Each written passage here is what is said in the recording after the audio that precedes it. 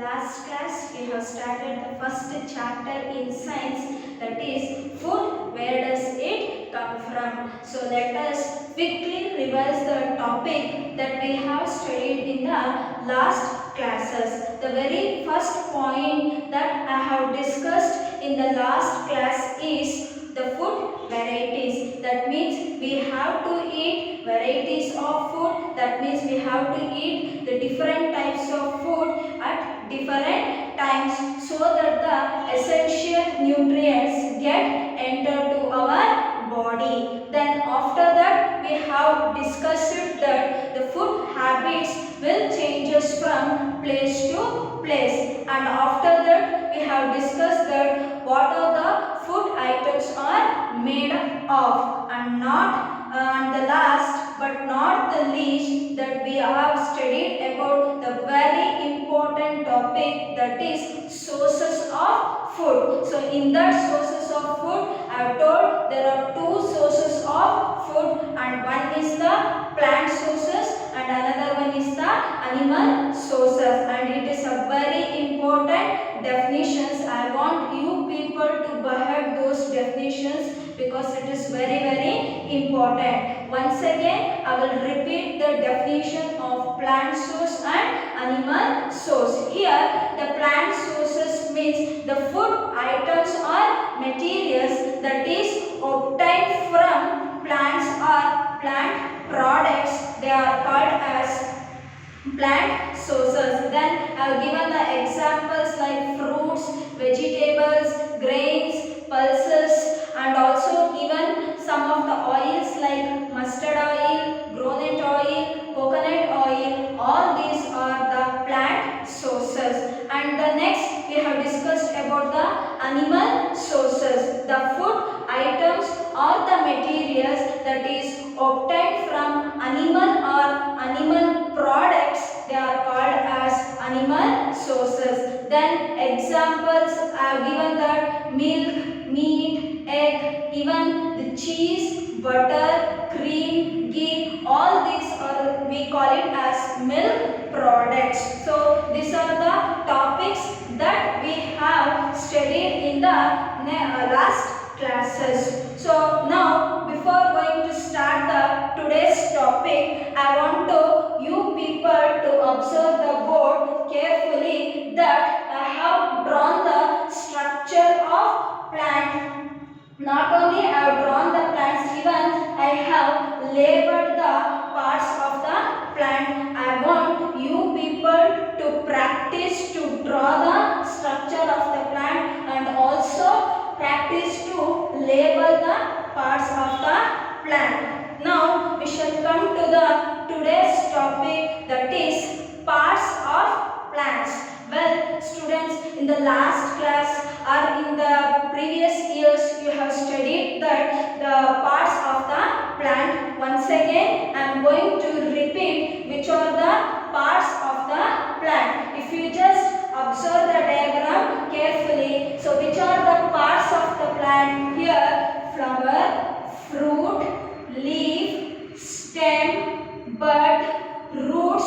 These are the parts of the plant. These are the parts of the plant. Now what we are going to study means, if you just observe this diagram or if you just observe this diagram, here the plant has divided. Here I have divided the plant into two systems. So one is the shoot system and another one is the root system. Now we shall learn what is the meaning of shoot system and what is the meaning of root system. Here shoot system is nothing but the part of the plant which is present above the soil. The part of the plant which is present above the soil or above the ground, they are called as shoot system. Here which are those parts which come under the shoot system? Here the flower, fruit,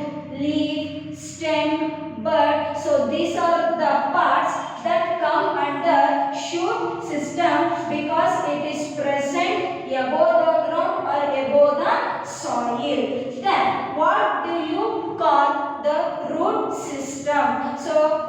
part we are going to call it as root system. Root system is nothing but the part of the plant which is present below the soil. So which part is present below the soil? It is called as root system. Of course, so the roots are present below the soil. So root system ಗೆ ಯಾವ part ಬರುತ್ತೆ ಅಂದ್ರೆ roots ಬರುತ್ತೆ. So these are the two parts of the plant. So one is the shoot system and another one is the root system. Now in the last class itself I told that the plants are the sources of food and we are going to eat the parts of the plant. Some parts of the plants are edible. Edible means eatable. ಅಂದ್ರೆ plants ನ ಕೆಲವು parts ನ ನಾವು ಏನು ಮಾಡಬಹುದು ತಿನ್ನಬಹುದು. So now I am going to give examples.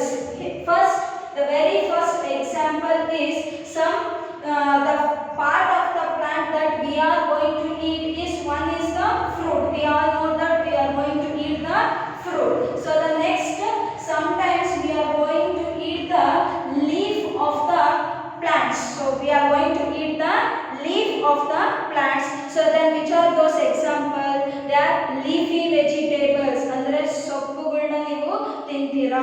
So which are those? Example is spinach. Even the spinach is an example. Then the cabbage. Then the cabbage. Cabbage means ಎಲೆಕೋಸು ಅಂತ ನೀವೇನು ಕರೀತೀರಾ. So these are an example for leaves that we are going to eat. Then sometimes we are going to eat the roots of the plants. So which are the roots that we are going to eat? So one is the radish. One is the radish and beetroot. So etc. So radish and beetroots are the examples for the root that we are going to eat. So the next we shall learn next part that we are going to eat is the stem. So in stem which part we are going to eat? So example is ginger. So ginger we are going to eat. It is a stem. Then even we are going to sometimes we are going to eat the flower of some plants. For example, that is cauliflower,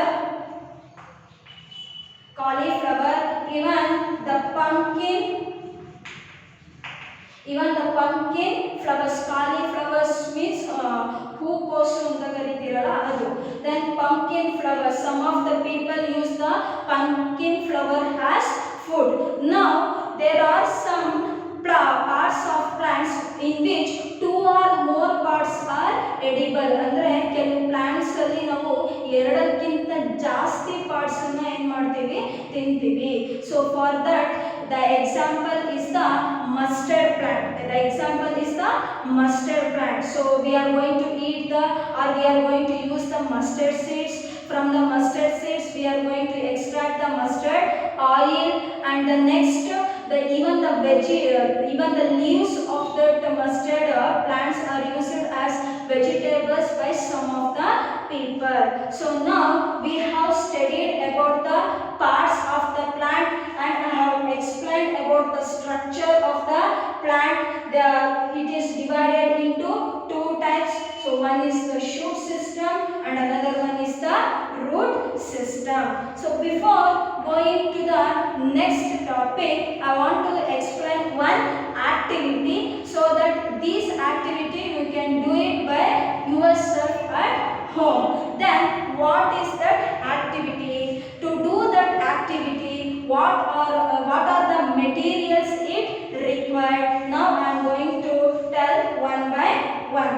So to do the activity, which are the materials it requires means we have to take the dry seeds. We have to take the dry seeds. Next we have to take the water and we have to take the container. Then we have to take the wet cloth. So these are the very few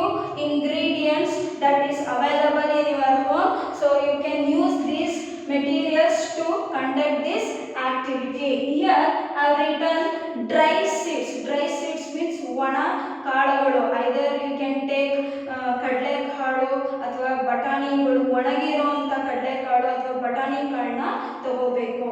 then you have to take the water. again the container. Container means either you can take the bowl, and the last is the wet cloth. then what is this activity means you have to take the dry seeds in a container and fill it with the water. so means ಒಂದು bottle ನ ತಗೊಂಡು ಅದರೊಳಗಡೆ you have to put the dry seeds ಅಂದ್ರೆ ಒಣ ಕಾಳುಗಳನ್ನ ಹಾಕಿ then you have to pour the water. then you should leave it for one day. so ಒಂದು ದಿನ ಪೂರ್ತಿ ಆ seeds ನ ಹಾಗೆ ಬಿಡಬೇಕು. so in the next day you have to drain the water. ಅಂದ್ರೆ ನೀವು ಹಾಕಿರೋ ನೀರನ್ನ ಏನು ಮಾಡಬೇಕು, ತೆಗಿಬೇಕು. next day ಅಂದ್ರೆ ಮರುದಿನ you have to drain the water. after draining the water again the seeds should be wrap it in the wet cloth. so ಆ ನೀರನ್ನ ತೆಗೆದಾದ್ಮೇಲೆ ಏನು ಸೀಡ್ಸ್ ಇರುತ್ತೆ ಆ ಸೀಡ್ಸ್ನ ಒಂದು ಒದ್ದೆ ಆಗಿರುವಂಥ ಬಟ್ಟೆಯಲ್ಲಿ ಏನು ಮಾಡಬೇಕು, ಕಟ್ಟಿ ಇಡಬೇಕು. Then you just leave it for 1 or 2 days. ಆಫ್ಟರ್ 1 or 2 days you are going to observe a white structure coming out of the seed. The white structure which is coming out of the seed, and this now you can call it as sprouted. Now you can call this as sprouted. These sprouted seeds are very nutritious because it contains the vitamins, proteins. By eating these sprouted seeds it helps for the eyesight, it helps for the blood circulation, it helps for the digestion. so well students, I request you people to eat this sprouted seed at least twice a week so that these essential nutrients which is present in the sprouted seeds get entered to your body. then after this simple activity we shall move on to the next topic, that is we shall move on to the next topic.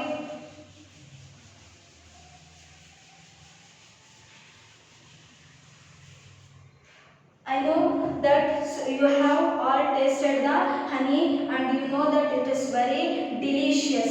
so this honey is made up of honey bees. now in this class we are going to study how the honey bees are going to make the honey. so before making the honey, first the honey bees will build the bee hive. bee hive antandre goodu. so it is going to build the bee hive. ಗೂಡು ಅಂತ ನೀವೇನು ಕರಿತೀರಾ, so ಆ ಗೂಡನ್ನ first ಏನು ಮಾಡುತ್ತೆ, ಕಟ್ಟುತ್ತೆ. So in English we call it as bee hive ಅಂತ ಕರಿತೀವಿ. so where you are going to observe this means in some of the trees or in water tanks or in empty buildings ಅಲ್ಲಿ these honey bees are going to construct the bee hive. after constructing this bee hive they go in search of different flowers to collect the nectar. so nectar means that is the fruit juice. so ಏನು flowers ಅಲ್ಲಿ ಸಿಗುವಂತಹ ಒಂದು fruit juice ಏನಿರುತ್ತೆ, so ಆ ಜ್ಯೂಸ್ನ sweet ಜ್ಯೂಸ್ನ collect ಮಾಡ್ಕೊಳ್ಳೋಕ್ಕೆ ಹೋಗುತ್ತೆ. And so after collecting the nectar from the different plants, after collecting the nectar from the different plants it again come back to the bee hive ಗೆ ಮತ್ತೆ ಏನು ಮಾಡುತ್ತೆ, ವಾಪಸ್ ಬರುತ್ತೆ. then it will put the honey in the honeycomb. you call this as honeycomb. honeycomb is nothing but it is hexagonal in shape. hexagonal means it is having the six sides ಇರುವಂತ shape ಅಲ್ಲಿ it is going to build a cell, and this is made up of wax. ಇದು ಯಾವುದರಿಂದ ಮಾಡಿರ್ತಾರೆ, wax. and this wax is produced by ಯಾರು produce ಮಾಡುತ್ತೆ bees. So bees are going to produce the wax. With the help of the wax it is going to build the honey comb. So in this honey comb they are going to drop the honey ಅಂದ್ರೆ honey nectar ಏನು collect ಮಾಡಿರುತ್ತೆ. So it converts the nectar into honey ಆಗಿ convert ಮಾಡಿ then it is going to drop in the honey comb ಅಲ್ಲಿ ಏನು ಮಾಡುತ್ತೆ ಅದು drop ಮಾಡುತ್ತೆ.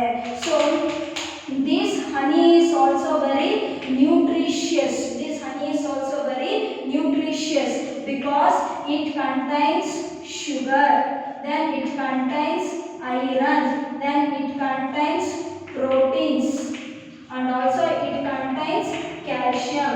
So these are the nutrients which is present in honey, hence it is very useful for the human beings. In the olden days the people used to use the honey to make the sweet dishes. So some of the to make the sweet dishes they are going to use honey. Then honey has the ability to kill the bacteria. So bacteria na ಸಾಯಿಸುವಂತಹ ability ಇರುತ್ತೆ ಯಾವುದಕ್ಕೆ ಹನೀಸಿಗೆ. That's why this honey in olden days the people used to use to cure the cough ಅಂದ್ರೆ ಕೆಮ್ಮನ್ನ cure ಮಾಡೋಕ್ಕೋಸ್ಕರ ಹನಿನ use ಮಾಡ್ತಾ ಇದ್ರು. and even to sore the throats ಅಂದ್ರೆ to sore the to soothe the sore throat. To soothe the sore throat ಅಂದ್ರೆ ಗಂಟ್ಲು ಕೆರೆತ ಅಂತ ಏನು ಹೇಳ್ತಾರೆ. ಸೊ ಆ ಗಂಟ್ಲು ಕೆರೆತನ ಕಡಿಮೆ ಮಾಡೋಕ್ಕೋಸ್ಕರ they are going to use the honey as a medicine. So now we have studied about the parts of the plant, then we have studied about the structure of the plant, then I have told about the activity, and the last I explained about how the bees are going to make the honey. In the next classes I am going to explain about the food of